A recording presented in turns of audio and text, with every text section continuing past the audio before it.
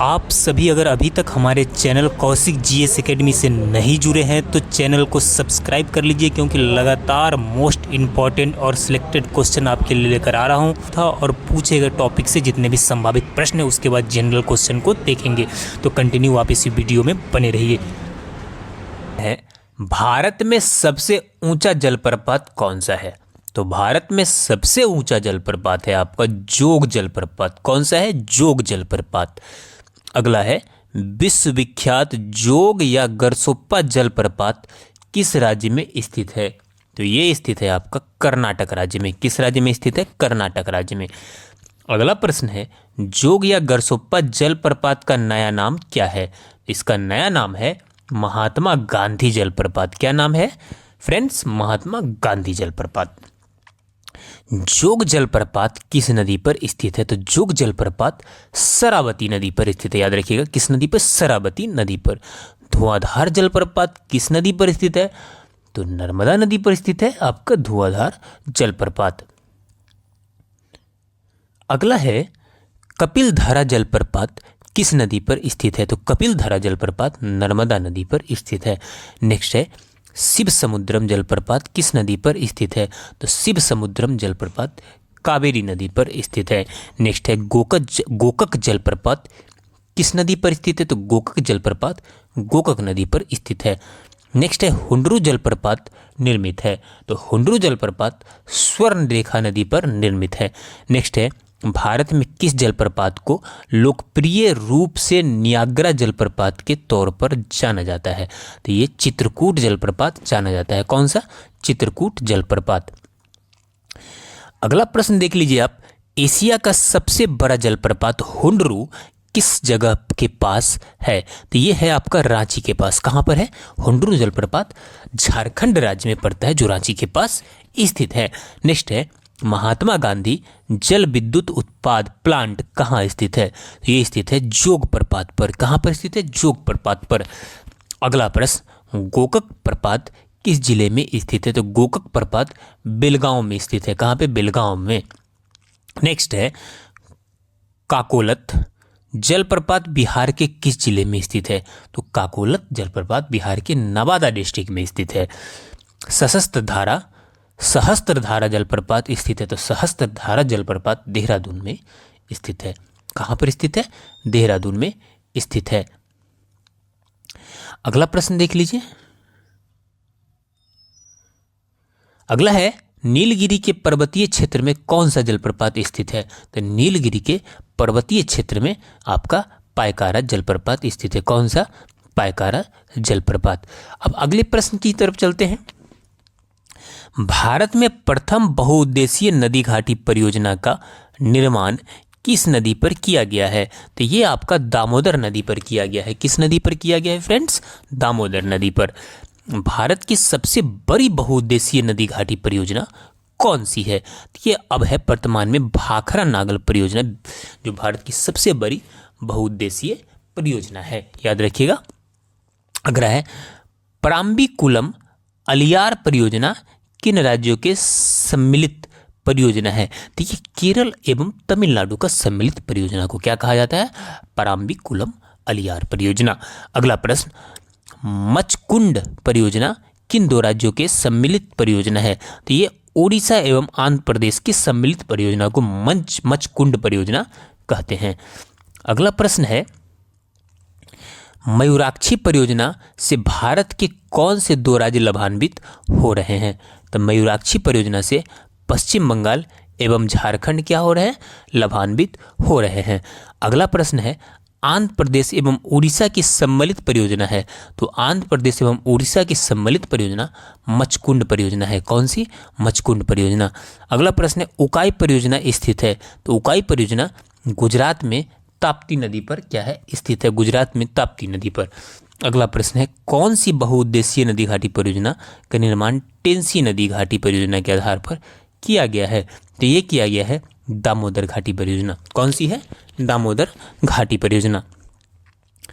अगला प्रश्न है पेरियार झील विद्युत परियोजना किस राज्य में स्थित है? तो ये आपका केरल राज्य में स्थित है। किस राज्य में स्थित है?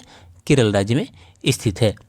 अगला प्रश्न है इडुक्की जल विद्युत परियोजना किस राज्य में स्थित है? यह भी आपका केरल में स्थित है। अगला है सलाल जल विद्युत परियोजना किस राज्य में स्थित है? तो ये आपका जम्मू कश्मीर राज्य में स्थित है। किसमें? जम्मू कश्मीर राज्य में। नेक्स्ट है बाणसागर परियोजना से लाभान्वित राज्य है। तो बाणसागर परियोजना से लाभान्वित राज्य है उत्तर प्रदेश, मध्य प्रदेश और बिहार।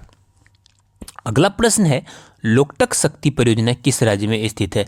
तो लोकटक शक्ति परियोजना मणिपुर राज्य में स्थित है। किसमें? मणिपुर राज्य में।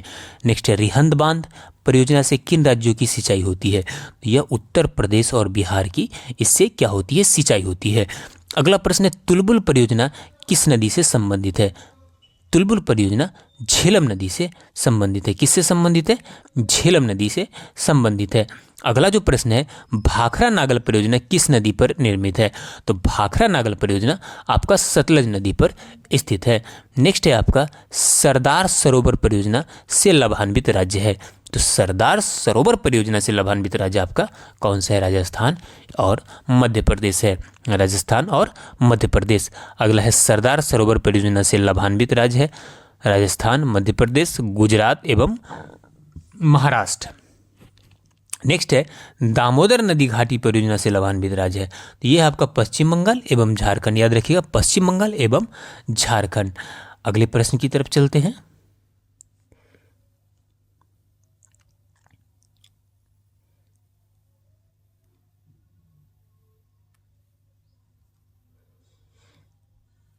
अगला प्रश्न है दामोदर नदी घाटी परियोजना से लाभान्वित राज्य कौन सा है? तो वो पश्चिम बंगाल एवं झारखंड हो गया।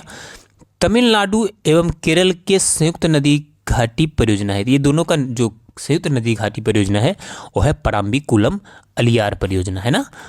जायकवारी परियोजना किस नदी पर स्थित है? जायकवारी परियोजना गोदावरी नदी पर स्थित है। नेक्स्ट है महात्मा गांधी जल विद्युत परियोजना स्थित है। तो ये आपका जोग प्रपात पर स्थित है। नेक्स्ट है कोयना परियोजना किस राज्य की प्रमुख बहुउद्देशीय नदी घाटी परियोजना है? तो ये महाराष्ट्र की बहुउद्देशीय नदी घाटी परियोजना है। अगले प्रश्न की तरफ चलते हैं। अगला है नाथपा झाकरी परियोजना किस राज्य में स्थित है? तो ये आपका हिमाचल प्रदेश में स्थित है। अगला प्रश्न है नाथपा झाकरी परियोजना किस नदी पर स्थित है? तो ये आपका सतलज नदी पर स्थित है। नेक्स्ट है भाखरा नागल एवं संयुक्त परियोजना है। तो ये हरियाणा एवं पंजाब राजस्थान का संयुक्त परियोजना है। अगला है गिरना परियोजना कहाँ स्थित है? तो गिरना परियोजना महाराष्ट्र में स्थित है। कहाँ पर स्थित है? महाराष्ट्र में स्थित है। नेक्स्ट है हीराकुंड परियोजना किस नदी के जल प्रवाह को नियंत्रित करता है? ये महानदी के जल प्रवाह को नियंत्रित करता है। किसके? महानदी के जल प्रवाह को नियंत्रित करता है। अगला प्रश्न है हीराकुंड परियोजना किस राज्य में है? तो ये आपका उड़ीसा राज्य में। किस राज्य में है? उड़ीसा राज्य में। अगला है कर्नाटक में स्थित बहुउद्देशीय नदी घाटी परियोजना है। तो ये आपका तुंगभद्रा है। कौन सा है? तुंगभद्रा। अगला है हिडकल परियोजना किस नदी पर स्थित है? तो हिडकल परियोजना घाट प्रभा नदी पर स्थित है। किस पे? घाट प्रभा नदी पे। अगला है काकरापारा परियोजना किस नदी से संबंधित है? ये आपका ताप्ती नदी से रिलेटेड है। किससे? ताप्ती नदी से। नेक्स्ट है उत्तर प्रदेश में रानी लक्ष्मीबाई बांध परियोजना निर्मित है। तो ये बेतवा नदी पर स्थित है। नेक्स्ट है इडुक्की जल परियोजना किस राज्य में स्थित है? तो ये आपका केरल राज्य में स्थित है। किस राज्य में? केरल राज्य में। अगले प्रश्न की तरफ चलते हैं।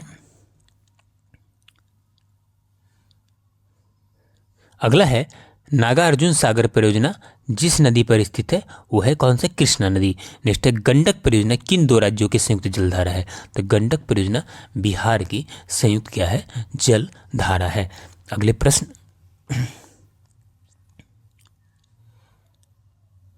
अगला प्रश्न है नाथपा झाकरी परियोजना किस राज्य में स्थित है? तो ये आपका हिमाचल प्रदेश राज्य में स्थित है। नेक्स्ट है नाथपा झाकरी परियोजना किस नदी पर निर्मित है? तो ये आपका सतलज नदी पर निर्मित है।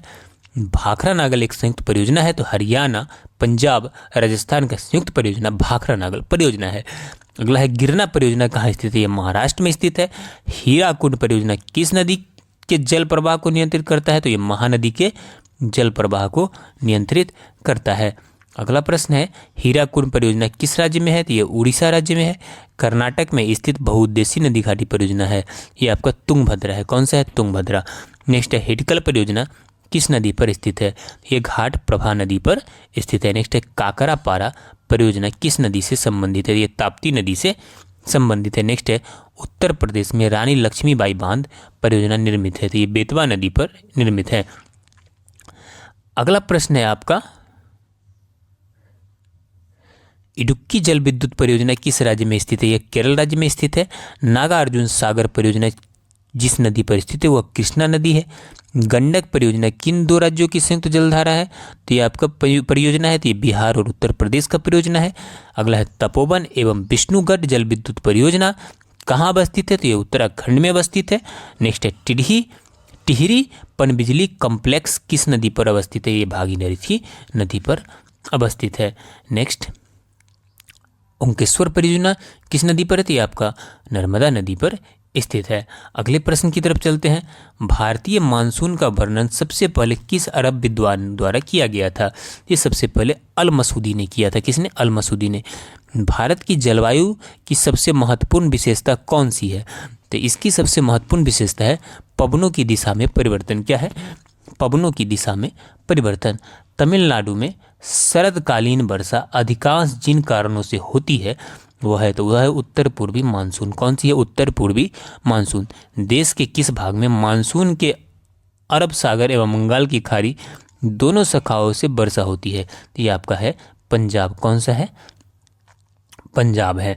अगला प्रश्न है, असम, पश्चिम बंगाल तथा उड़ीसा राज्यों में मानसून पूर्व आने वाली त्वरित झंझाएं किस नाम से जानी जाती है? तो ये नार्वेस्टर्स के नाम से जानी जाती है। अगला प्रश्न है, भारत के कोरोमंडल तट सर्वाधिक वर्षा होती है? ये अक्टूबर नवंबर में सर्वाधिक वर्षा होती है। नेक्स्ट है, भारत के उत्तर पश्चिमी भाग में शीतकालीन वर्षा का क्या कारण है? इसका कारण है पश्चिमी विक्षोभ।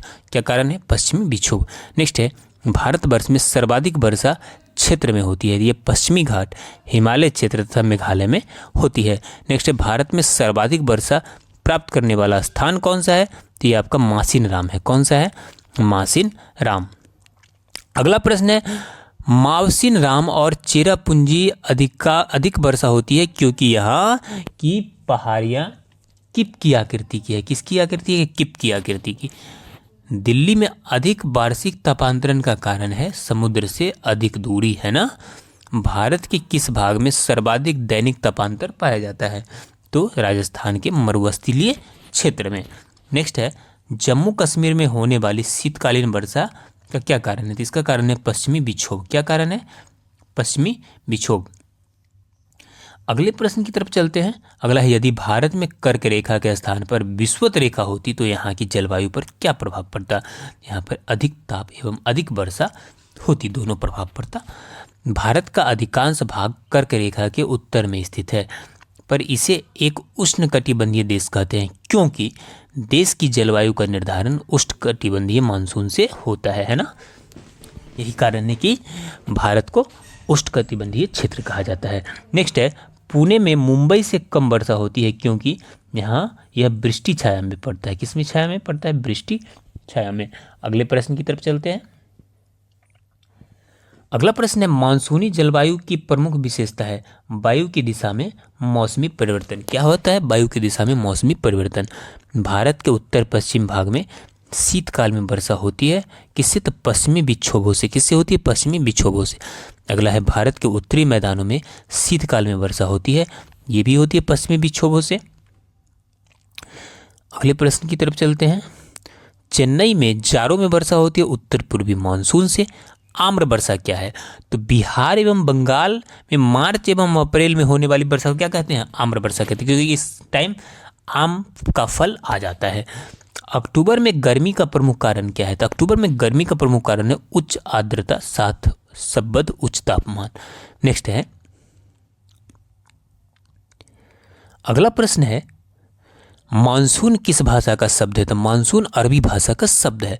उत्तर पूर्वी मानसून के सबसे अधिक वर्षा प्राप्त करने वाला राज्य है आपका तमिलनाडु। कौन सा है? तमिलनाडु। नेक्स्ट, अगला प्रश्न, राष्ट्रीय वन नीति के अनुसार पर्यावरण की दृष्टि से देश के कम से कम कितने प्रतिशत क्षेत्र पर वनों का आवरण आवश्यक है? तो ये 33%। कितने परसेंट? 33%। नेक्स्ट है, केंद्र सरकार द्वारा नई वन नीति की घोषणा किस वर्ष की गई थी? तो 1988 में की गई थी। अगला प्रश्न है, भारतीय वन सर्वेक्षण विभाग का मुख्यालय स्थित है? इसका मुख्यालय आपका देहरादून में स्थित है। नेक्स्ट है, भारत में वन अनुसंधान संस्थान कहाँ स्थित है? ये आपका देहरादून में स्थित है। नेक्स्ट है, राष्ट्रीय पर्यावरण शोध संस्थान नेरी कहाँ स्थित है? तो नेरी नागपुर में स्थित है। कहाँ पर स्थित है? नागपुर में स्थित है। अगला है, भारत में वृक्षारोपण उत्सव जिससे वन महोत्सव के नाम से जाना जाता है के जन्मदाता कौन है? इसका जन्मदाता है के.एम. मुंशी। कौन है? के.एम. मुंशी। नेक्स्ट है, भारत में वनों की ताजा स्थिति के संबंध में रिपोर्ट कौन जारी करता है? तो ये आपका भारतीय वन सर्वेक्षण विभाग जारी करता है, जो देहरादून में स्थित है। देहरादून स्थित फॉरेस्ट सर्वे ऑफ इंडिया द्वारा कितने वर्षों के अंतराल पर वन संबंधी रिपोर्ट जारी किए जाते हैं? ये 2 वर्षों के अंतराल पर किए जाते हैं। अगला है, वन रोपण प्रक्रिया है, तो पेड़ लगाने की प्रक्रिया है। अगला है, देश में सर्वाधिक वन क्षेत्र किस राज्य में है? तो ये आपका मध्य प्रदेश में है। किस राज्य में है?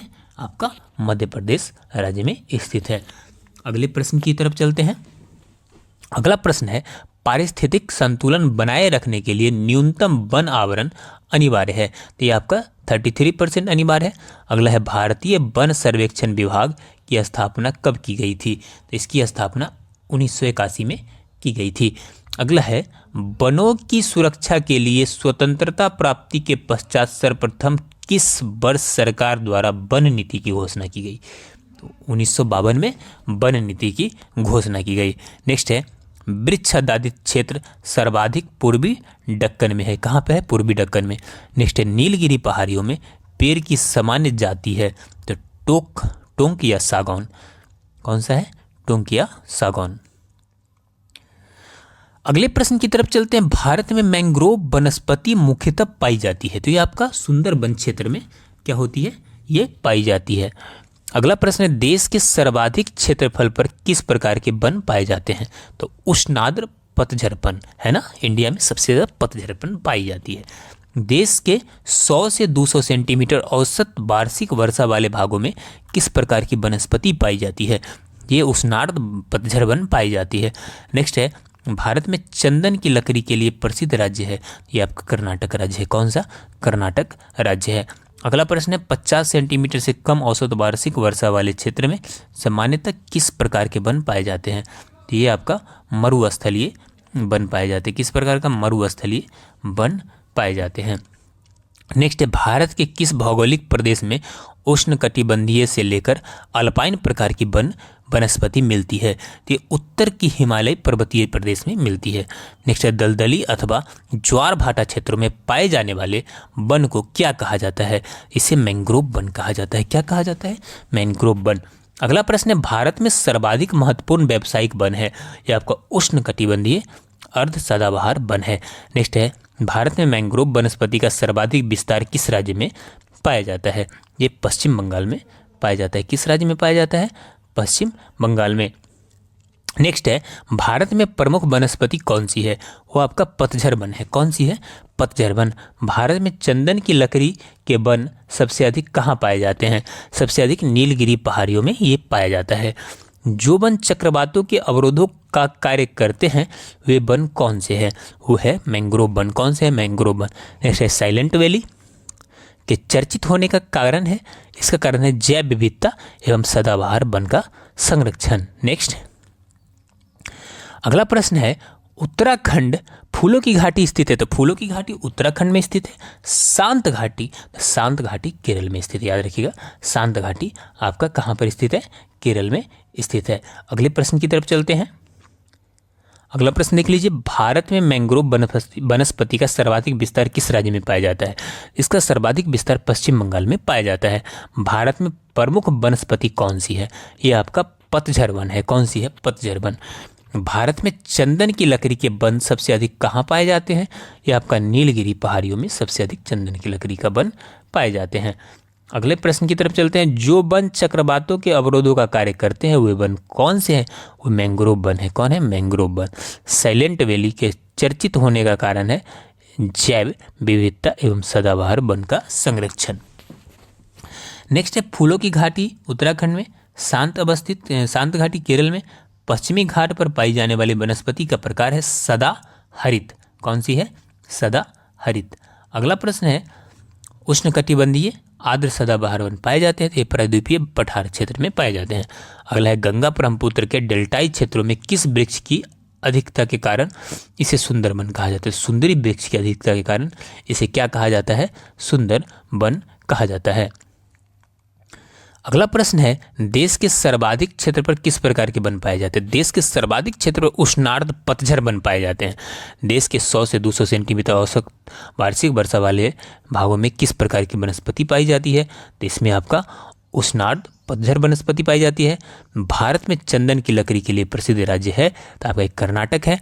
50 सेंटीमीटर से कम औसत वार्षिक वर्षा वाले क्षेत्रों में सामान्यतः किस प्रकार के वन पाए जाते हैं? तो यहाँ पे मरुस्थलीय वन पाए जाते हैं। कौन सा वन पाए जाते हैं? मरुस्थलीय। नेक्स्ट है भारत के किस भौगोलिक प्रदेश में उष्णकटिबंधीय से लेकर अल्पाइन प्रकार की वनस्पति पाई जाती है? तो ये आपका उत्तर का हिमालय पर्वतीय प्रदेश में पाई जाती है।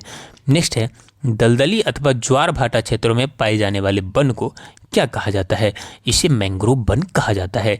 अगला प्रश्न है भारत में सर्वाधिक महत्वपूर्ण व्यावसायिक वन है तो ये आपका है उष्णकटिबंधीय अर्ध सदाबहार वन।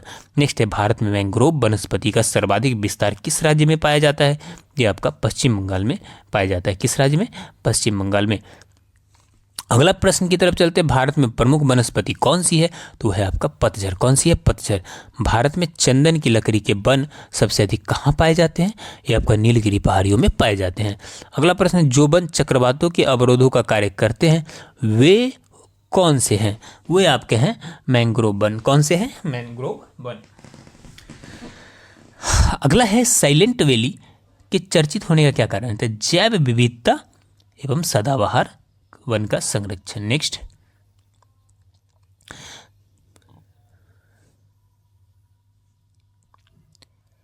अगले प्रश्न की तरफ चलते भारत में मैंग्रोव वनस्पति का सर्वाधिक विस्तार किस राज्य में पाया जाता है? तो ये पश्चिम बंगाल में पाया जाता है। भारत में प्रमुख वनस्पति कौन सी है? तो ये पतझड़ है। भारत में चंदन की लकड़ी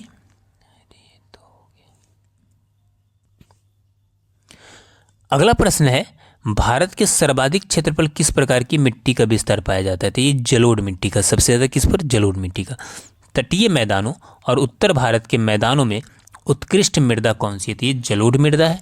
नवीन जलोढ़ मिट्टी को अन्य किस नाम से जाना जाता है? इसे खादर के नाम से जाना जाता है। पुरानी जलोढ़ मिट्टी को अन्य किस नाम से जाना जाता है? तो इसे बांगर के नाम से जाना जाता है। भारत के उत्तरी मैदान की मृदा सामान्यतः कैसी बनी है? तो तलोचप बनी है। कौन है? तलोचन। गंगा के मैदानों की पुरानी कछारी मिट्टी कहलाती है तो इसे बांगर कहा जाता है। क्या कहा जाता है? बांगर। अगला प्रश्न है भारत में समस्त स्थल भाग पर का कितना प्रतिशत जलोढ़ मिट्टी से ढका है? तो ये 24%। कितना परसेंट? 24%।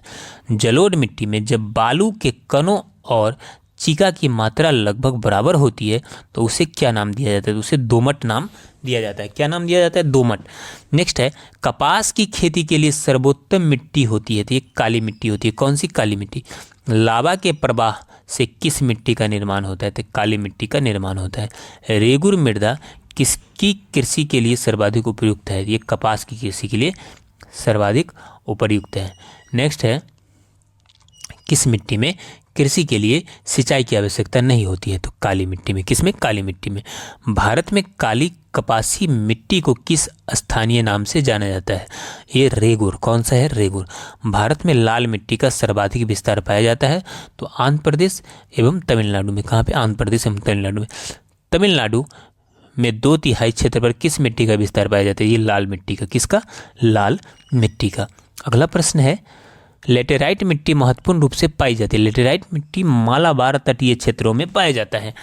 अगला प्रश्न है लावा के प्रवाह से किस मिट्टी का निर्माण होता है? काली मिट्टी का निर्माण लावा के प्रवाह से होता है। नेक्स्ट है रेगुर मृदा किसकी कृषि के लिए सर्वाधिक उपयुक्त है? ये आपका कपास की कृषि के लिए सर्वाधिक उपयुक्त है। नेक्स्ट है किस मिट्टी में कृषि के लिए सिंचाई की आवश्यकता नहीं होती है? तो काली मिट्टी में कृषि के लिए सिंचाई की आवश्यकता नहीं होती है। नेक्स्ट अगले प्रश्न की तरफ चलते हैं। भारत में काली कपासी मिट्टी को किस स्थानीय नाम से जाना जाता है? तो ये रेगुर। कौन सी है? रेगुर। भारत में लाल मिट्टी का सर्वाधिक विस्तार पाया जाता है, तो ये आंध्र प्रदेश एवं तमिलनाडु में।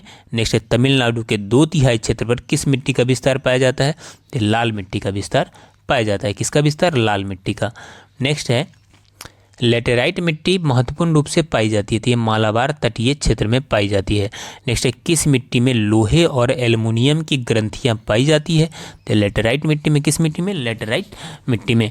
नेक्स्ट है, लेटेराइट मिट्टी की सामान्यता अधिक वर्षा वाले क्षेत्रों में पाई जाती है। इस मिट्टी में मुख्यतः मोटे अनाज की खेती की जाती है।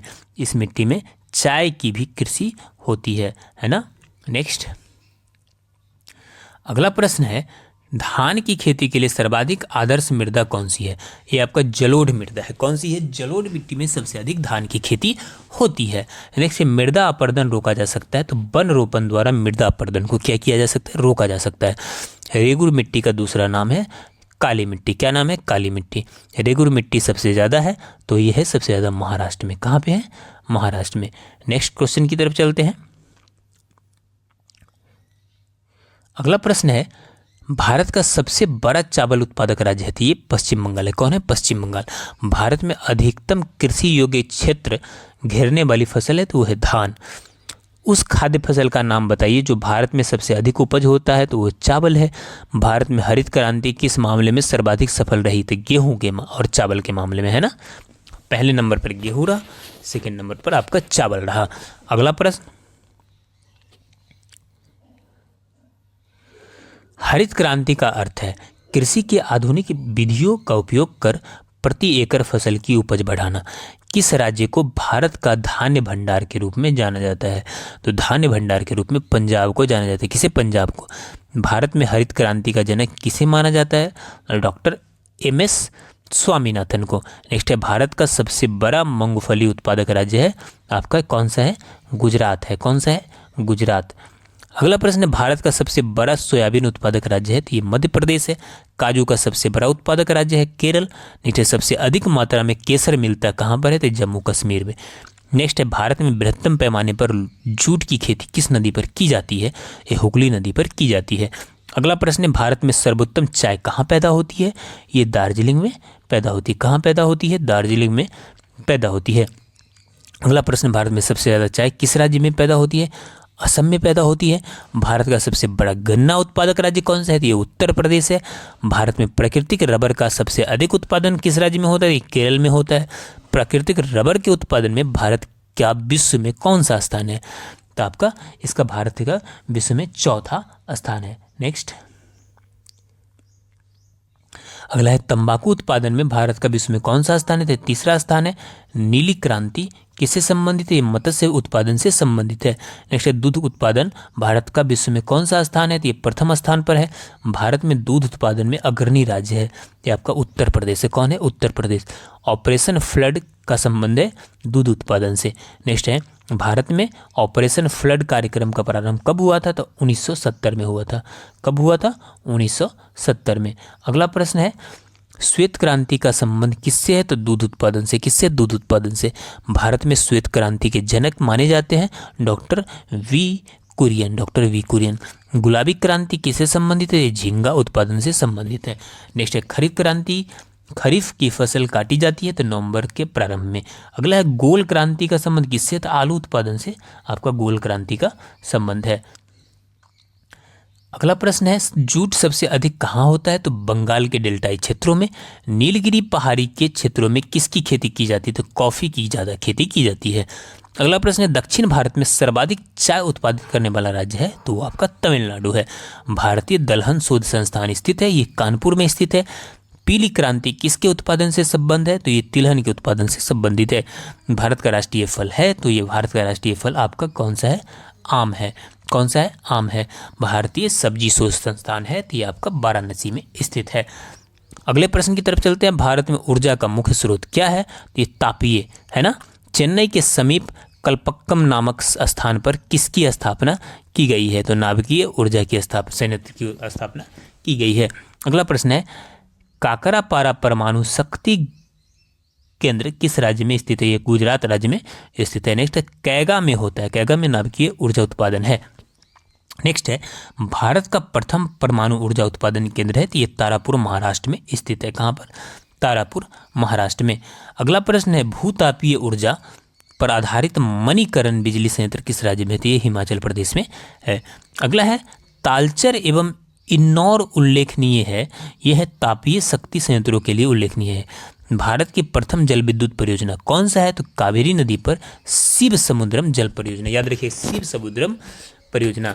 नेक्स्ट है चूखा जल विद्युत परियोजना जो कि भारत एवं भूटान की संयुक्त परियोजना है, किस नदी पर स्थित है? तो ये बांगूची नदी पर स्थित है। किस नदी पर?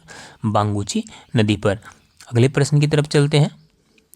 महात्मा गांधी जल विद्युत परियोजना स्थित है, तो महात्मा गांधी जल विद्युत परियोजना कर्नाटक में शरावती नदी पर स्थित है। नेक्स्ट है दुलहस्ती जल विद्युत परियोजना स्थित है, दुलहस्ती जल विद्युत परियोजना जम्मू कश्मीर में चिनाब नदी पर स्थित है। नेक्स्ट है लोकटक शक्ति परियोजना किस राज्य में स्थित है? ये आपका मणिपुर में स्थित है। अगला है पवन ऊर्जा के उत्पादन में भारत का विश्व में कौन सा स्थान है? तो भारत का विश्व में 5वां स्थान है। कौन सा स्थान है? 5वां स्थान है। अगले प्रश्न की तरफ चलते हैं। भारत में प्रथम जल विद्युत केंद्र की स्थापना 1897 में कहाँ की गई थी? तो दार्जिलिंग में की गई थी। कहाँ पे? दार्जिलिंग। एशिया की पहली भूमिगत जल विद्युत परियोजना भारत के किस राज्य में स्थित है? तो ये हिमाचल प्रदेश में स्थित है। किस राज्य में स्थित है? आपका हिमाचल प्रदेश राज्य में स्थित है। अगले प्रश्न की तरफ चलते हैं। महात्मा गांधी जल विद्युत परियोजना स्थित है कर्नाटक में शरावती नदी पर। दुलहस्ती जल विद्युत परियोजना स्थित है तो जम्मू कश्मीर में चिनाब नदी पर। लोकटक जल शक्ति परियोजना स्थित है मणिपुर में। पवन ऊर्जा उत्पादन में भारत का विश्व में कौन सा स्थान है? तो 5वां स्थान है।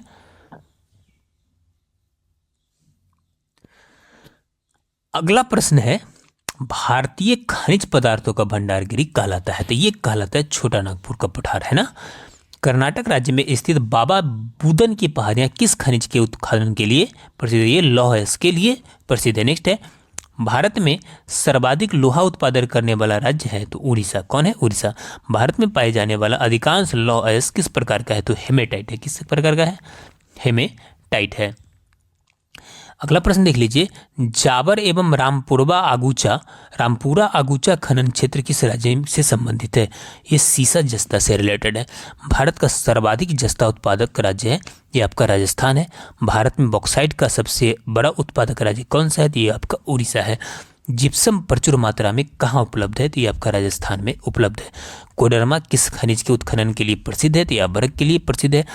अभ्रक के उत्पादन में भारत का विश्व में कौन सा स्थान है? तो अब इसका प्रथम स्थान है ना, प्रथम स्थान है।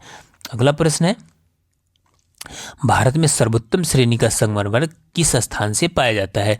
ये मकराना में मिलता है। कहाँ पे? मकराना में। गुजरात में बड़ौदा क्षेत्र की मोतीपुरा खान कौन सा पत्थर निकाला जाता है वहाँ से? तो वहाँ से सफ़ेद संगमरमर निकाला जाता है। अगला प्रश्न है कोलार स्वर्ण खदान किस राज्य में स्थित है? ये आपका कर्नाटक में स्थित है। भारत के किस राज्य में विश्व का सबसे बड़ा थोरियम का भंडार है? ये आपका केरल में है। कहाँ पर है? केरल में है। अगला प्रश्न है टंगस्टन उत्पादन के लिए प्रसिद्ध डेगाना खान किस राज्य में स्थित है? तो ये राजस्थान में स्थित है। नेक्स्ट, देश के कुल कोयला उत्पादन में झारखंड की भागीदारी है 40%। कितना है? 40%। अगला प्रश्न, झारखंड में कोयला की खानें स्थित है, तो ये झरिया में स्थित है। कहाँ पे? झरिया में। भारत में सर्वप्रथम 1774 ईस्वी में कोयला का उत्खनन किस स्थान पर किया गया है? तो ये रानीगंज में किया गया है। नेवेली में खनन किया जाने वाला प्रमुख खनिज कौन सा है? तो लिग्नाइट है। कौन सा है? लिग्नाइट है। अगले प्रश्न की तरफ चलते हैं। अगला प्रश्न देख लीजिए। भारत में सबसे अधिक कोयले के भंडार हैं तो दामोदर घाटी में। कहाँ पर है? दामोदर घाटी में। अगला प्रश्न है आपका पश्चिम बंगाल में रानीगंज का संबंध है तो कोयला क्षेत्रों से। किससे? कोयला क्षेत्रों से। भारत में सर्वाधिक कोयला भंडार पाए जाते हैं तो ये झारखंड में पाए जाते हैं। कहाँ पे? झारखंड में। नेक्स्ट है झरिया कोयला क्षेत्र झारखंड के किस जिले में स्थित है? तो ये धनबाद में स्थित है। नेक्स्ट है किस नदी घाटी को भारत का रूर कहा जाता है? तो भारत का रूर कहा जाता है दामोदर नदी घाटी को, है ना। संचित भंडार एवं उत्पादन की दृष्टि से भारत का सबसे बड़ा कोयला क्षेत्र है दामोदर घाटी कोयला क्षेत्र। कौन सा है? दामोदर घाटी कोयला क्षेत्र। अगले प्रश्न की तरफ चलते हैं। तो अगला प्रश्न आप देख लीजिए यहाँ पर। भारत में तेल का उत्पादन सर्वप्रथम प्रारंभ किया गया था तो डिगबोई में। कहाँ पे किया गया था? डिगबोई में।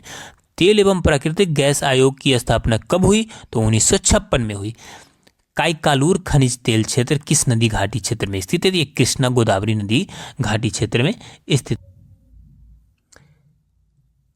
अगला प्रश्न है, भारत की सबसे महत्वपूर्ण यूरेनियम खान कहाँ स्थित है? ये जादूगोड़ा में स्थित है। कहाँ स्थित है? जादूगोड़ा में। नेक्स्ट है, बैलाडीला किसके लिए प्रसिद्ध है? तो ये लौह अयस्क के लिए प्रसिद्ध है। खेतरी किसके लिए प्रसिद्ध है? तांबा के लिए प्रसिद्ध है। भारत में अंकलेश्वर किसके उत्पादन के लिए जाना जाता है? तो पेट्रोलियम के उत्पादन के लिए जाना जाता है। नेक्स्ट है, पनियान तथा इरूला जनजातियां किस राज्य में निवास करती थी? केरल राज्य में निवास करती है। नेक्स्ट है, दफला तथा सिंहपो जनजातियां किस प्रदेश में पाई जाती है? अरुणाचल प्रदेश में पाई जाती है। अगले प्रश्न की तरफ चलते हैं। अगला प्रश्न है, लेप्चा तथा भूटिया जनजातियां का निवास क्षेत्र कहाँ है? तो ये सिक्किम है। कहाँ है? सिक्किम। आदिवासी समूह सहारिया का संबंध किस राज्य से है? तो आपका राजस्थान से है। मुंडा जनजाति कहाँ निवास करती है? तो ये झारखंड में निवास करती है। कुकी जनजाति के लिए लोग रहते हैं, कुकी जनजाति के लोग मणिपुर में रहते हैं। नेक्स्ट है, गारो खासी जयंतिया जनजातियां किस क्षेत्र में निवास करती है? मेघालय में निवास करती है। अगला है, आबो जनजाति संबंध। आबो जनजाति असम से रिलेटेड है। किससे रिलेटेड है? असम से रिलेटेड है। नेक्स्ट है, गोंड जनजाति का निवास क्षेत्र है तो आंध्र प्रदेश। भारत का सबसे बड़ा जनजातीय समूह है गोंड। चेंचू जनजाति किस प्रदेश में निवास करती है? तो ये आंध्र प्रदेश में निवास करती है। ओराव जनजाति किस राज्य से संबंधित है? तो झारखंड राज्य से संबंधित है। टोडा जनजाति कहाँ पाई जाती है? तो नीलगिरी पहाड़ियों में पाई जाती है। अगला प्रश्न, झारखंड राज्य की सबसे बड़ी जनजाति है तो ये आपका कौन सी है? संथाल है। कौन सी है? संथाल। अगला प्रश्न है, गारो जनजाति मेघालय। बोडो निवास करती है गारो पहाड़ी में। गद्दी लोक निवास करती है हिमाचल प्रदेश के क्षेत्र में। भील जनजाति पाई जाती है महाराष्ट्र में। भारत की सर्वाधिक बड़ी जनजाति आपका गोंड है। बिरहोर का शाब्दिक अर्थ है जंगल का आदमी। धूमकुरिया जनजाति की सामाजिक संस्था ओराव है। क्या है? ओराव। अगला जो प्रश्न है वो आप देख लीजिए अपने स्क्रीन पर। चिंचू जनजाति किस प्रदेश में? आंध्र प्रदेश में। ओराव जनजाति झारखंड में। टोडा जनजाति पाई जाती है नीलगिरी पहाड़ी क्षेत्रों में। झारखंड राज्य की सबसे बड़ी जनजाति है संथाल, है ना? कौन सी है? संथाल। इसके अलावा ये तो आपने देख ही लिया। अगला प्रश्न है, नासिक किस नदी के किनारे स्थित है? नासिक गोदावरी नदी के किनारे स्थित है ना? किस नदी के तट पर? गोरखपुर स्थित है। राप्ती नदी के तट पर गोरखपुर स्थित है। गंगा यमुना का उद्देश्य सरस्वती के संगम पर स्थित नगर है तो इलाहाबाद। गोवा राज्य की राजधानी पणजी किस नदी के किनारे स्थित है? ये मांडवी नदी के किनारे स्थित है। आगरा किस नदी के किनारे स्थित है? ये जमुना नदी के किनारे स्थित है। अगला जो प्रश्न है आपका देख लीजिए, जम्मू कश्मीर की राजधानी श्रीनगर किस नदी के तट पर स्थित है? झेलम नदी के तट पर स्थित है। सूरज किस नदी के तट पर स्थित है? ताप्ती नदी के तट पर। उज्जैन किस नदी के किनारे स्थित है? ये क्षिप्रा नदी के किनारे स्थित है। अगला है, जमशेदपुर किस नदी के तट पर स्थित है? जमशेदपुर स्वर्ण रेखा नदी के तट पर स्थित है। नेक्स्ट है, नासिक किस नदी के तट पर स्थित है? नासिक गोदावरी नदी के तट पर स्थित है। जौनपुर किस नदी के तट पर स्थित है? जौनपुर गोमती नदी के तट पर स्थित है। अगले प्रश्न की तरफ चलते हैं। अगला है, गंगा नदी के किनारे स्थित सबसे बड़ा शहर है कानपुर। कौन है? कानपुर। स्टील सिटी राउरकेला किस नदी के तट पर स्थित है? तो ये आपका ब्राह्मणी नदी के तट पर स्थित है। अगला है, अयोध्या किस नदी के तट पर स्थित है? अयोध्या सरयू नदी के तट पर स्थित है। अगला है, गंगा नदी के तट पर स्थित प्रमुख शहर कौन है? तो गंगा नदी के तट पर स्थित प्रमुख शहर है हरिद्वार, कानपुर, इलाहाबाद, वाराणसी, पटना, मुंगेर, भागलपुर, श्रीलंका। इस तरह से यह बेहतरीन मैराथन क्लास समाप्त हुआ, आपका कंप्लीट रिवीजन हुआ। आप इस क्लास को अच्छे ढंग से देख लीजिएगा, आपका एग्जाम में एक भी प्रश्न नहीं छूटेगा, इसका 100% गारंटी है। तो अगर आप हमारे चैनल से अभी तक नहीं जुड़े हैं तो जुड़ जाइए। चलिए मिलते हैं अगली क्लास में, तब तक के लिए जय हिंद। पहला प्रश्न है, भारत में पहली बार विधिवत जनगणना कब प्रारंभ हुआ? भारत में पहली बार विधिवत जनगणना 1872 में लॉर्ड मेयो के समय में प्रारंभ हुआ। अगला प्रश्न है, भारत में नियमित जनगणना की शुरुआत कब हुई? तो भारत में नियमित जनगणना की शुरुआत 1881 में लॉर्ड रिपन के समय में प्रारंभ हुआ। उस टाइम से कंटिन्यू जनगणना स्टार्ट रहा। नेक्स्ट, आज़ाद भारत की पहली जनगणना कब हुई? तो आज़ाद भारत की, भारत को आज़ादी मिलने के बाद पहली बार जनगणना 1951 में हुई, जिसमें कुल 14 सवाल पूछे गए। कई बार यह पूछा गया है कि कितने सवाल पूछे गए, आप इसे ध्यान में रखिएगा। नेक्स्ट, अगला प्रश्न है, जनसंख्या का महाविभाजक वर्ष कहलाता है। तो जनसंख्या के महाविभाजक वर्ष कहलाता है 1921। कौन? 1921। नेक्स्ट क्वेश्चन है, जनसंख्या का लघु विभाजक वर्ष कहलाता है। तो जनसंख्या का लघु विभाजक वर्ष कहलाता है 1951। नेक्स्ट, विश्व जनसंख्या दिवस कब मनाया जाता है? तो विश्व जनसंख्या दिवस 11 जुलाई को मनाया जाता है। अगला प्रश्न है 7 नंबर प्रश्न, जनगणना 2011 देश की जनगणना है। तो 2011 की जो जनगणना थी वो 15वीं जनगणना थी। स्वतंत्र भारत की 7वीं जनगणना, यानी 1881 से कौन सी थी? 15वीं थी, और स्वतंत्र भारत की 7वीं जनगणना थी। नेक्स्ट, जनगणना 2011 में कुल प्रश्न शामिल थे। तो कुल प्रश्न 29 शामिल थे। नेक्स्ट,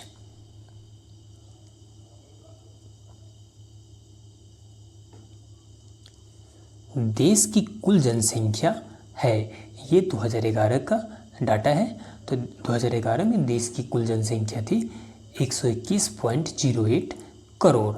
अभी तो 140 करोड़ प्लस हो गया है। नेक्स्ट, 10 नंबर प्रश्न है, विश्व की जनसंख्या का भारत में है। तो विश्व की जनसंख्या का भारत में 17.5% लोग रहते हैं। अगला प्रश्न है, भारत में पुरुषों की जनसंख्या है। तो भारत में पुरुषों की जनसंख्या 2011 की जनगणना के अनुसार, आपको बता दूं कि प्रश्न 2011 के जनगणना के अनुसार ही पूछा जाता है। तो 62.31 करोड़ क्या थे? पुरुष थे। नेक्स्ट,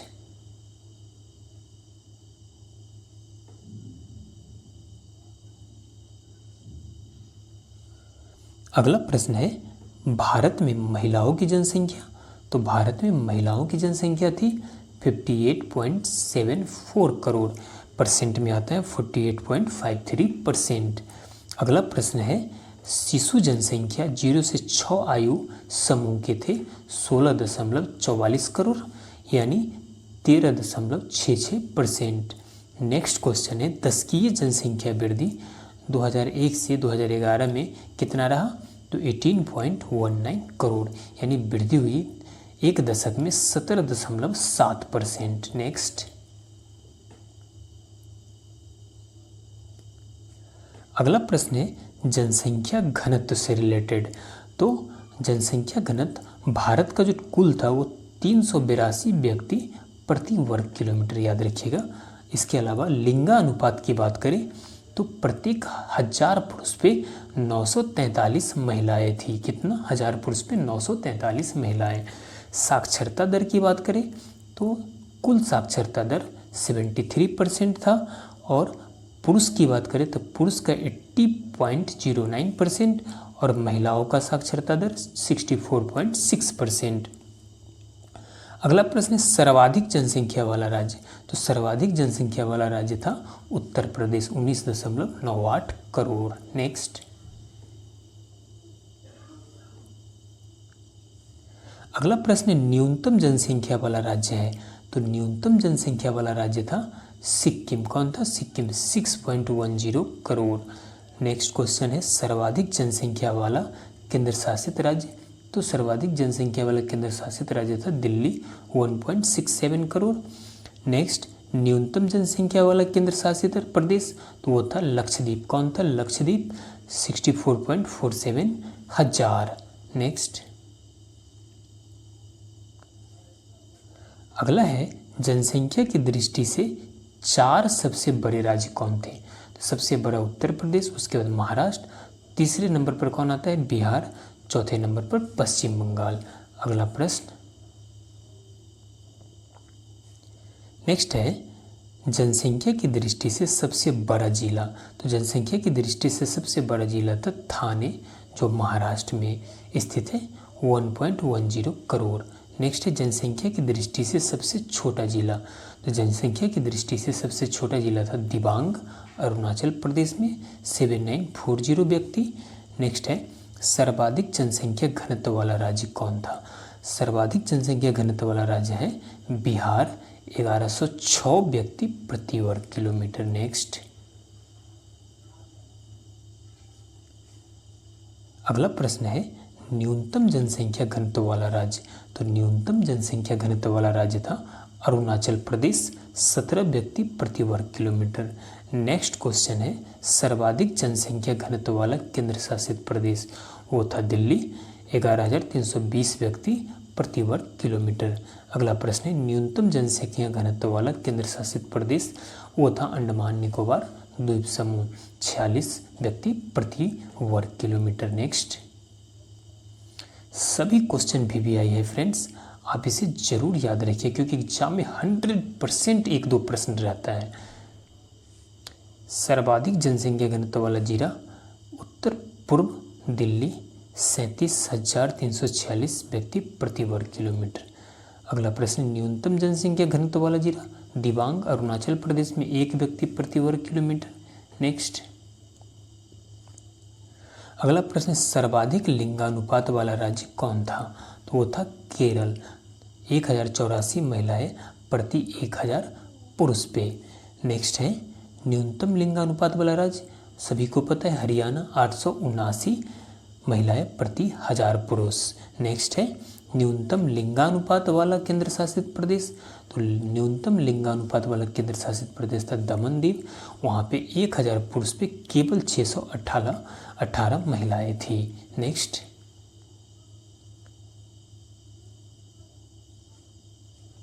सर्वाधिक लिंगानुपात वाला जिला तो वो था माहे, जो पुदुचेरी में था, 1176 महिलाएं प्रति 1000 पुरुष पे, ये सबसे बेटर था। नेक्स्ट न्यूनतम लिंगानुपात वाला जिला दमन दीव, 533 महिलाएं प्रति 1000 पुरुष, बहुत मुश्किल है भाई यहाँ पे। नेक्स्ट सर्वाधिक साक्षरता वाला राज्य केरल, 93.91%, और न्यूनतम साक्षरता वाला राज्य बिहार, 61.8%। ये याद रखिएगा, कई बार पूछा गया है। अगला प्रश्न है सर्वाधिक साक्षरता वाला केंद्र शासित प्रदेश, वो लक्षद्वीप था, 92.28%, और न्यूनतम साक्षरता वाला केंद्र शासित प्रदेश दादरा एवं नागर हवेली, 77.65%। और लास्ट आज का जो क्वेश्चन है वो सर्वाधिक साक्षरता वाला जिला सरचिप, मिजोरम, 98.76%। ये सभी VVI क्वेश्चन थे, आपके एग्जाम में पूछे जाते हैं। अगर आप हमारे चैनल कौशिक GS एकेडमी को अभी तक सब्सक्राइब नहीं किए तो इसे सब्सक्राइब कर लीजिए, क्योंकि आपके कंपटीशन से रिलेटेड बेस्ट से बेस्ट सिलेक्टेड कंटेंट लेकर हम आते रहते हैं। तो चलिए मिलते हैं नेक्स्ट क्लास में। राजस्थान का कौन सा शहर व्हाइट सिटी के नाम से जाना जाता है। तो राजस्थान का उदयपुर व्हाइट सिटी के नाम से जाना जाता है। अगला प्रश्न दादा साहब फाल्के पुरस्कार प्राप्त करने वाली पहली महिला कौन थी। तो दादा साहब फाल्के पुरस्कार प्राप्त करने वाली पहली महिला थी देविका रानी। कौन थी? देविका रानी। अगला प्रश्न संविधान सभा ने तिरंगा को राष्ट्रीय ध्वज के रूप में कब अपनाया। तो संविधान सभा ने तिरंगा को राष्ट्रीय ध्वज के रूप में 22 जुलाई 1947 को अपनाया था। नेक्स्ट संयुक्त राष्ट्र सुरक्षा परिषद के सदस्यों की कुल संख्या कितना है। तो संयुक्त राष्ट्र में सुरक्षा परिषद के सदस्यों की कुल संख्या है 15। कितना है? कुल संख्या 15 है। नेक्स्ट क्वेश्चन संगीत की हिंदुस्तानी शैली का विकास किसने किया था। तो संगीत के जो हिंदुस्तानी शैली था इसका विकास किया था अमीर खुसरो। कौन किया था? अमीर खुसरो। प्रश्न नंबर 106 शून्य की खोज किसने किया था। तो शून्य का खोज किसने किया था? तो आर्यभट्ट ने किया था। मिसिंग है, आंसर नहीं लिखा है। किसने किया था? आर्यभट्ट ने शून्य का खोज किया था। नेक्स्ट शाहजहां ने किसे खान खाना की उपाधि प्रदान की है। तो शाहजहां ने महाबत खां को किसकी उपाधि दी थी? तो खान खाना की उपाधि दी थी। नेक्स्ट क्वेश्चन शंख लिपि किस स्थल से संबंधित है? तो शंख लिपि का संबंध है विराटनगर से। आप महाभारत में विराटनगर का नाम सुनते होंगे, तो शंख लिपि का संबंध है विराटनगर से। नेक्स्ट अगला प्रश्न है वैदिक गणित का महत्वपूर्ण अंग कौन है? तो वैदिक गणित का महत्वपूर्ण अंग है शुल्ब सूत्र। कई बार पूछा गया है कि शुल्ब सूत्र का संबंध किससे है? तो गणित से है। प्रश्न नंबर 110, वे दो ग्रह जिनके उपग्रह नहीं है वो कौन कौन है? तो दो ग्रह है जिनका कोई भी उपग्रह नहीं है, एक है बुध और दूसरा है शुक्र। इन दोनों का कोई भी उपग्रह नहीं है। अगला प्रश्न, विश्व व्यापार संगठन की स्थापना कब हुई थी? तो विश्व व्यापार संगठन की स्थापना हुई थी 1995 में। कब हुई थी? 1995 में। अगला प्रश्न है विश्व में अधिकांश वर्षा किस प्रकार की वर्षा होती है? तो विश्व का जो अधिकांश वर्षा होता है वो पर्वतीय वर्षा होता है। कौन सा वर्षा होता है? पर्वतीय वर्षा होता है। अगला प्रश्न,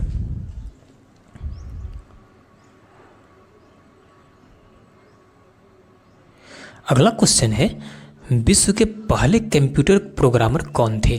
तो विश्व का जो पहला कंप्यूटर प्रोग्रामर थे वो थे एडा लवलेस। कौन थे? एडा लवलेस।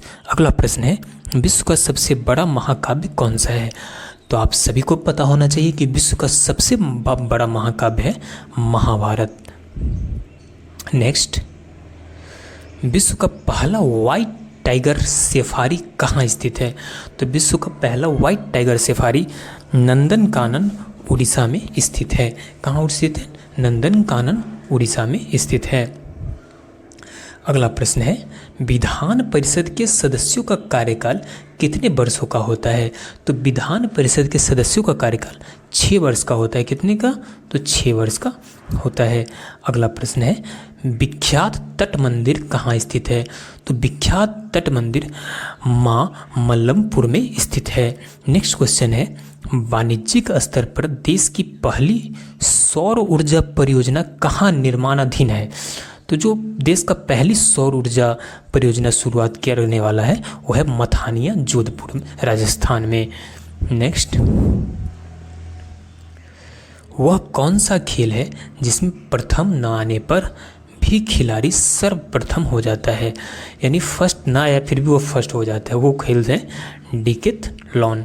डिकैथलॉन आप यूट्यूब पे सर्च कीजिएगा, बहुत मस्त गेम है डिकैथलॉन। अगला, वर्ष 2013 में किस टीम ने चैंपियन लीग T20 जीता था? तो भारत का जो चैंपियन लीग है 2013 में कौन जीता था? मुंबई इंडियन जीता था। कौन जीता था? मुंबई इंडियन जीता था। अगला प्रश्न, वर्मी कल्चर से प्रयुक्त वर्म कौन सा होता है? तो कौन है? केचुआ है। जो आप देखते होंगे गांव घरों में बारिश में निकलते अर्थवर्म, क्या होता है? केचुआ। अगला प्रश्न, सेलुकोसाइट की रक्त में उपस्थिति किस अनुपात में प्रति घन मिलीमीटर से होती है? तो औसतन 6000 से 8000 प्रति घन मिलीमीटर से ल्यूकोसाइट की रक्त में उपस्थिति होती है। नेक्स्ट, लेंस की क्षमता का मापन होता है। तो लेंस की जो क्षमता मापा जाता है वो डायोप्टर में। किस में मापा जाता है? डायोप्टर में। अगला प्रश्न, लहसुन की मंडी कहाँ है? तो लहसुन की मंडी 12 में स्थित है। Next, races and cultures of India नामक पुस्तक में संथाल जनजाति की जानकारी मिलती है। इस पुस्तक का संबंध किस लेखक से है? तो इस पुस्तक का संबंध है DN मजुमदार से। किससे है? DN मजुमदार से। अगला प्रश्न है रूठी रानी पत्नी थी। तो रूठी रानी किसकी पत्नी थी? तो मालदेव की पत्नी थी। अगला प्रश्न है राष्ट्रीय पहचान प्राधिकरण के प्रथम अध्यक्ष कौन थे? तो राष्ट्रीय पहचान प्राधिकरण के प्रथम अध्यक्ष थे नंदन नीलकेनी। कौन थे? नंदन नीलकेनी। अगला प्रश्न है राष्ट्रीय प्रतीक में सिंहों की संख्या कितनी है? तो आपको सामने से 3 ही दिखता होगा, लेकिन याद रखिएगा कि राष्ट्रीय जो प्रतीक है हमारा उसमें 4 सिंह है। कई बार 4 सिंहों की संख्या है। कई बार एग्जाम में पूछा जा चुका है और स्टूडेंट कंफ्यूज होकर 3 आंसर मार के आए हैं। अगला, राष्ट्रपति के कितने समय अंतराल के पश्चात वित्त आयोग का गठन करता है? तो राष्ट्रपति प्रत्येक 5 वर्ष के अंतराल के साथ किसका गठन करता है? वित्त आयोग का गठन करता है। नेक्स्ट क्वेश्चन, अगला प्रश्न है, रामचरण तेजा जिन्होंने अपना हिंदी फिल्म पदार्पण फिल्म जंजीर से किया है वह किस अभिनेता के पुत्र हैं? तो रामचरण तेजा चिरंजीवी के पुत्र हैं। नेक्स्ट, अगला प्रश्न है, राज्य में लाल परवा, मार राकर व भोंडा नामक मृदाएं किस क्षेत्र में है? तो ये बुंदेलखंड की मृदाएं है। अगला प्रश्न, राज्य में कितने डीम्ड विश्वविद्यालय है? तो राज्य में टोटल जो आपका राजस्थान में ये 3 डीम्ड विश्वविद्यालय हैं। अगला प्रश्न, राज्य की कौन सी जनजाति इस्लाम धर्म को मानती है? तो माहीगीर जनजाति किसे मानती है? इस्लाम धर्म को मानती है। ये राजस्थान से रिलेटेड 3-4 प्रश्न आ गया है। राजस्थान में मीठे पानी का झील कौन सा है? तो राजस्थान में मीठे पानी का झील है जयसम्मत झील। कौन सा है? जयसम्मत झील, याद रखिएगा। अगला क्वेश्चन, राजस्थान का एकमात्र कौन सा पर्वतीय स्थल है जो अरावली पर्वतमाला के दक्षिण सिरे पर पहाड़ियों के बीच में बसा हुआ है? तो है माउंट आबू। माउंट आबू कहाँ स्थित है? तो राजस्थान में स्थित है। उसके बाद है, कलिंग पुरस्कार कौन देता है? तो कलिंग पुरस्कार यूनेस्को द्वारा दिया जाता है। अगला क्वेश्चन, संविधान सभा द्वारा भारतीय संविधान की स्वीकृति किया गया? तो संविधान द्वारा भारतीय संविधान की स्वीकृति 26 नवंबर 1949 को मिली थी। नेक्स्ट, संयुक्त राष्ट्र संघ नागरिक पुलिस सलाहकार के रूप में नियुक्त प्रथम भारतीय महिला कौन थी? तो प्रथम भारतीय महिला थी किरण बेदी। कौन थी? किरण बेदी। अगला प्रश्न है, संगीत का सबसे प्राचीनतम ग्रंथ कौन सा है? तो संगीत का जो भारत में सबसे प्राचीनतम ग्रंथ है वो है आपका नाट्य शास्त्र। कौन सा है? नाट्य शास्त्र। अगला है, शून्यकाल क्या है? तो जब सदन में अति महत्वपूर्ण मामलों पर विचार होता है तो उसे शून्यकाल कहते हैं। क्या कहते हैं? शून्यकाल कहते हैं। अगला प्रश्न, शाहजहां ने किस संगीतज्ञ को गुण समुंदर की उपाधि दी थी? तो शाहजहां ने लाल खां को क्या दी थी? गुण समुंदर की उपाधि दी थी। नेक्स्ट, शंकराचार्य के पिता का नाम क्या था? तो शंकराचार्य के पिता का नाम था शिव गुरु। क्या था? शिव गुरु। अगला प्रश्न है, वैदिक कालीन लोगों ने सर्वप्रथम किस धातु का प्रयोग किया? तो पहले लोहा का पता ही नहीं था। वैदिक काल के लोगों ने किसका प्रयोग किया? तांबा का प्रयोग किया। नेक्स्ट, वे गृहस्थ संत जिनके अनुयायी अष्टछाप के कवि थे एवं जो श्रीनाथ जी के नाम से भगवान श्री कृष्ण की पूजा करते थे वो कौन थे? तो वो थे वल्लभाचार्य। कौन थे? वल्लभाचार्य। अगला प्रश्न, विश्व व्यापार संगठन की ट्रिप्स धारा का संबंध किससे है? तो ट्रिप्स धारा का संबंध है बौद्धिक संपदा अधिकार से। किससे? बौद्धिक संपदा अधिकार से। नेक्स्ट क्वेश्चन है, विश्व व्यापार संगठन की ट्रिप्स धारा का संबंध है बौद्धिक संपदा अधिकार से।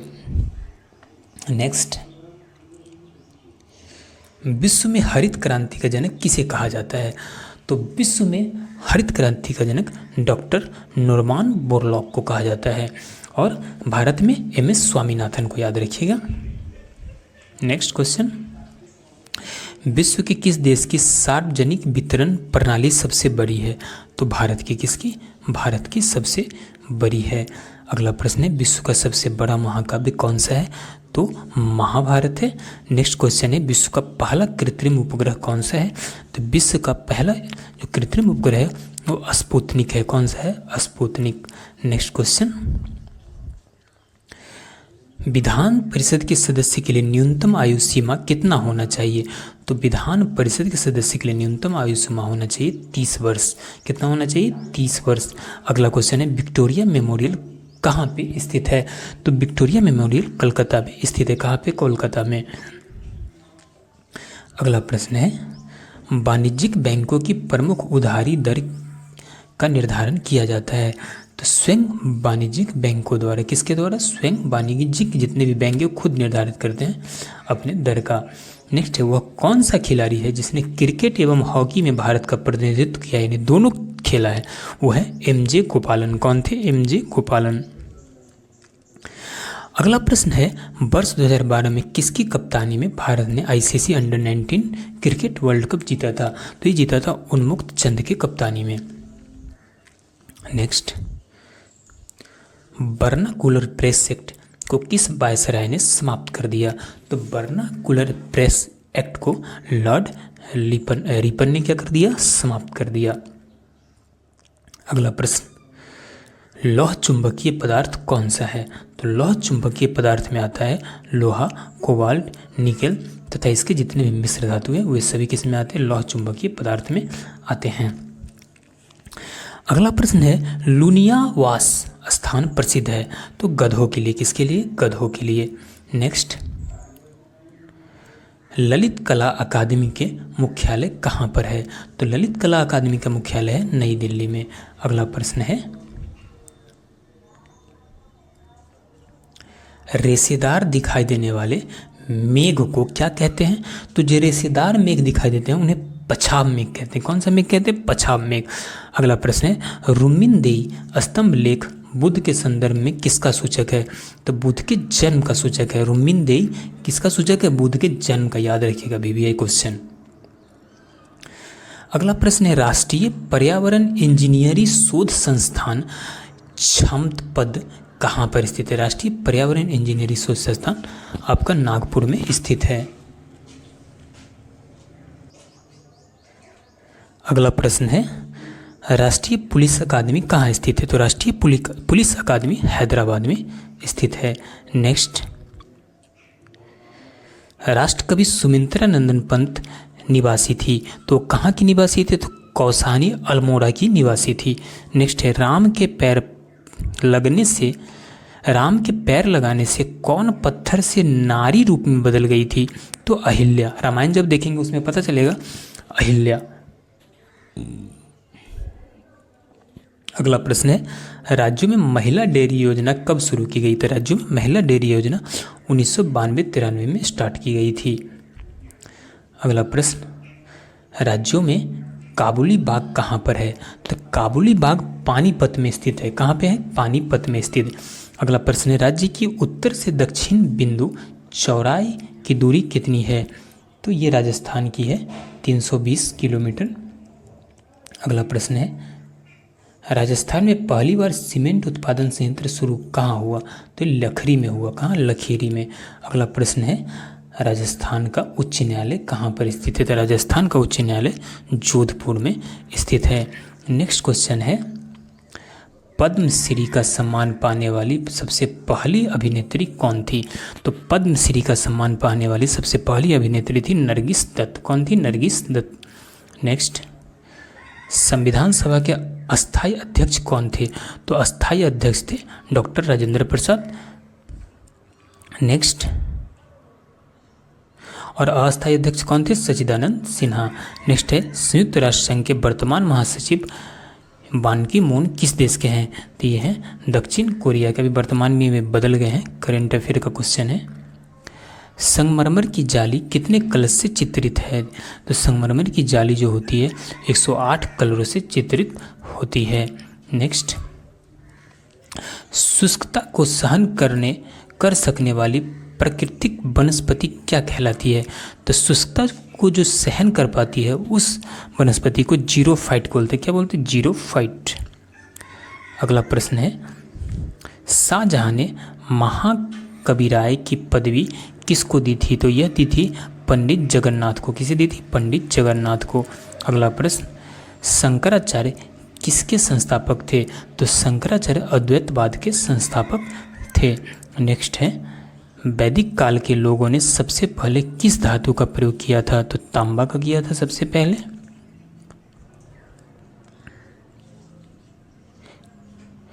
अगला प्रश्न है, बृहस्पति ग्रह का सबसे बड़ा उपग्रह कौन है? तो गैनीमेड। कौन है? बृहस्पति का सबसे बड़ा उपग्रह है गैनीमेड। नेक्स्ट है, विश्व व्यापार संगठन का मुख्यालय कहाँ स्थित है? तो WHO का मुख्यालय है जेनेवा में स्थित है। कहाँ है? जेनेवा में। नेक्स्ट क्वेश्चन है, विश्व में तंबाकू का अग्रणी उत्पादक देश कौन सा है? तो तंबाकू सबसे ज़्यादा उत्पादन होता है चाइना में। कहाँ पे होता है? चाइना में। अगला प्रश्न है, विश्व के किस अंतरिक्ष यात्री ने सर्वप्रथम अंतरिक्ष में चहलकदमी की थी? तो एलेक्सी लियोनोव ने, किसने की थी? यात्री बन के गया था एलेक्सी लियोनोव।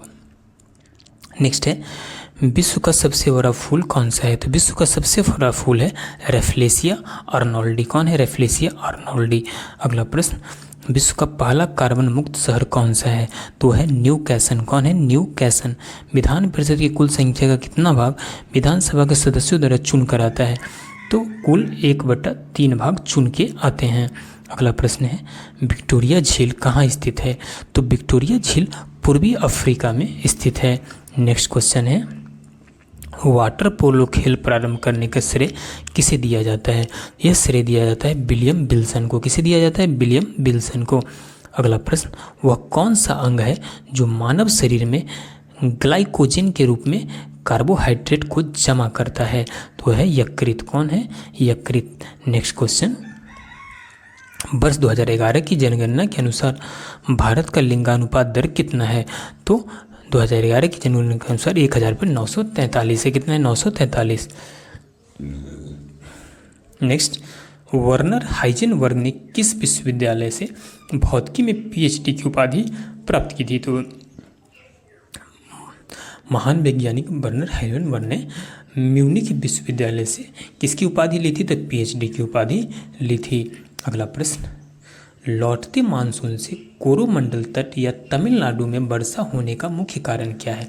तो स्थानीय उच्चावच। क्या है? स्थानीय उच्चावच। नेक्स्ट क्वेश्चन है लुईस प्रतीक किसे निरूपित करते हैं? तो लुईस प्रतीक परमाणु में संयोजकता इलेक्ट्रॉन को क्या करते हैं? निरूपित करते हैं। अगला प्रश्न, ललित कला अकादमी की स्थापना किस वर्ष की गई थी? तो ललित कला अकादमी की स्थापना 1954 में की गई थी। मुख्यालय कहाँ है? तो नई दिल्ली में, याद रखिएगा। अगला प्रश्न है रेशेदार खाद्य पदार्थ हमें मुख्यतः किससे बचाते हैं? तो हमें कब्ज से बचाते हैं। किससे बचाते हैं? कब्ज से। अगला प्रश्न है रुपये को चालू खातों में पूर्ण परिवर्तनीय कब घोषित किया गया? तो 19 अगस्त 1994 को किया गया था। अगला प्रश्न है राष्ट्रीय नेटवर्क DD1 का प्रसारण कब प्रारंभ किया गया? तो DD1 का प्रारंभ किया गया था प्रसारण का 15 अगस्त 1982 को। कब? 15 अगस्त 1982 को। अगला प्रश्न है राष्ट्रीय नदी जोड़ो परियोजना लागू करने में मध्य प्रदेश राज्य का कौन सा स्थान है? तो पहला स्थान था। कौन सा स्थान था? पहला स्थान। नेक्स्ट है रावत भाटा परमाणु विद्युत संयंत्र कहाँ स्थित है? रावत भाटा परमाणु विद्युत संयंत्र राजस्थान में स्थित है। नेक्स्ट, रानीगंज किस लिए प्रसिद्ध है? तो रानीगंज कोयला के लिए प्रसिद्ध है। किसके लिए प्रसिद्ध है? कोयला के लिए। ये क्वेश्चन रिपीटेड हो गया। अगला प्रश्न है नदी जोड़ो परियोजना मध्य प्रदेश भी हो गया। नेक्स्ट है राज्य में भूर बालू के टीले कहाँ पाए जाते हैं? तो भूर बालू के टीले गंगा के मैदानी क्षेत्र में पाई जाती है। और जो आपका लास्ट क्वेश्चन है आज का, वो प्रश्न है राज्य में काशीराम कृषि एवं प्रौद्योगिकी विश्वविद्यालय कहाँ बनाया जा रहा है? तो यह बांदा में बनाया जा रहा है। कहाँ बनाया जा रहा है? बांदा में बनाया जा रहा है। इस तरह से हमने स्टैटिक जीके के 100 प्रश्न को कंप्लीट किया। आपका डेली 100 क्वेश्चन का रिवीजन होगा। आप यकीन रखिए कि जब आप इस क्लास को 10 दिन, 15 दिन, 20 दिन करेंगे, खुद आपको महसूस होगा कि आपका कितना अच्छी तैयारी चल रही है। तो अगर आप हमारे चैनल पर नए हैं तो हमारे चैनल कौशिक GS अकेडमी को सब्सक्राइब कर लीजिए। चलिए मिलते हैं नेक्स्ट क्लास में, तब तक के लिए